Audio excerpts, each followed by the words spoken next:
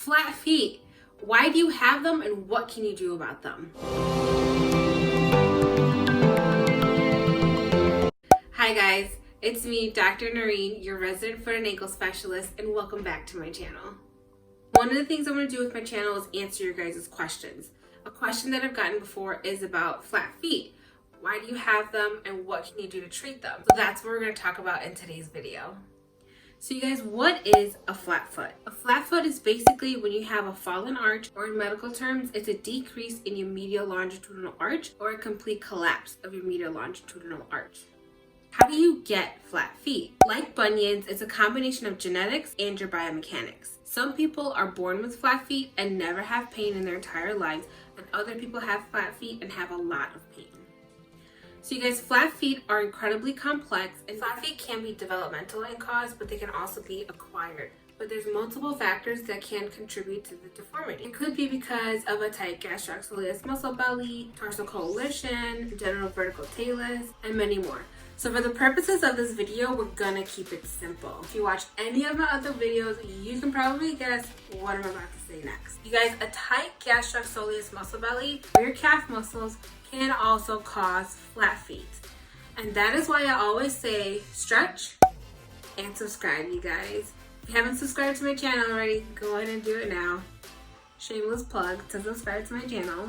So we're gonna bring out my hand dirty Mr. Fabi again, and we're gonna talk about it. That tight gastrocsoleus muscle belly can then cause midfoot laxity, which then can increase the amount of pronation your foot goes through as you're walking. Pronation is a normal thing to go through gait, but when it's excessive, basically what it does, instead of you having this arch, you start to have that arch collapse. And it happens right here, mostly at this talar navicular joint. This talus starts to plantar flex a little bit more, and your arch starts to collapse, and your foot gets flat, and that's literally how you get flat feet. And then your forefoot also starts to abduct. It's kind of hard to do on this foot model.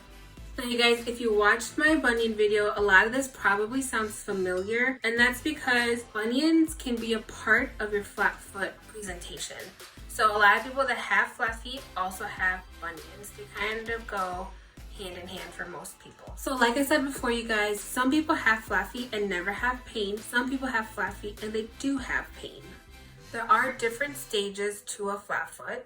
And when it gets to the worst stages, it can get so bad to the point where it also starts to affect your ankle, and some people will then start to have ankle pain as well. Flat feet can also be categorized as either flexible or rigid. So how do you treat your flat feet? Now guys, like I've said in my previous videos, and I'm probably going to say this about 10 bajillion times in my channel, you have to stretch your calf muscles. So like I've said before in my videos, you guys, a tight gastrocsoleus muscle belly is a cause of so much pathology in the foot and ankle. That includes flat feet. So a way you can treat your flat feet is also to stretch out your calves. The next thing you guys can do to treat your flat feet is, because that arch is falling, you need to give that arch support, and you need to help out your tendons as they're functioning in propulsion, specifically your posterior tibial tendon. That is also something that can be very painful with a flat foot. People can get inflammation of the posterior tibial tendon, which inserts on the inside and kind of all along the bottom of your arch. So an arch support is going to help take some of the tension off those tendons and ligaments that are struggling to keep your arch there as you go through gait. And the third thing you guys can do conservatively is wear accommodative shoe gear. Basically just wear shoes that are a little bit wider, that are more comfortable, and that do have arch support for your flat feet. So you guys, if you are at the point where your pain is becoming more aggressive, and maybe you're now also starting to have joint pain because of arthritic changes or tendon pain, specifically the posterior tibial tendon. Now if you are having joint pain, you can definitely also get a steroid injection in your joints, but we typically don't inject tendons with steroids because there's a chance of them rupturing. So depending on where your pain is and what exactly is going on with your flat foot, a steroid injection could also be a conservative treatment option. So you guys, when conservative treatment options have been exhausted, the next step is surgical intervention if you're at that point. Do you need surgery for your flat feet? You guys, the only person that can answer that question is you. If you're at the point of your life where your flat feet are stopping you from doing the things that you want to do on a daily basis, that's probably when I would say that, yeah, you might want to start thinking about surgery. So if you are at that point in your life where you feel like it's time for surgery because you can't handle the pain anymore and you can't do the things that you want to do in life, the type of surgery you will have will depend on the type of flat foot you have. Flat feet can be flexible and they can also be rigid. It also depends if you're at the point where you're now having arthritic changes within your joints.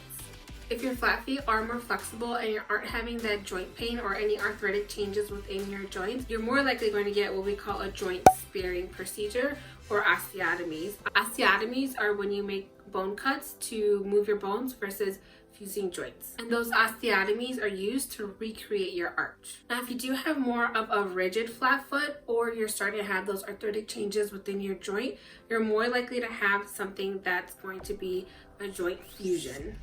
But in general, the goal of flat foot reconstruction is to reestablish an arch within your foot. So you guys, that's a summary on flat feet. I hope you guys found this video helpful and informative, and hopefully it answered some of your questions. If you have additional questions or something else you'd want me to talk about, leave them down in the comment section down below. Thanks for watching, you guys. I hope you liked that video. If you liked it, please stretch and subscribe. Like this video and leave comments down below, you guys. Thanks so much for watching.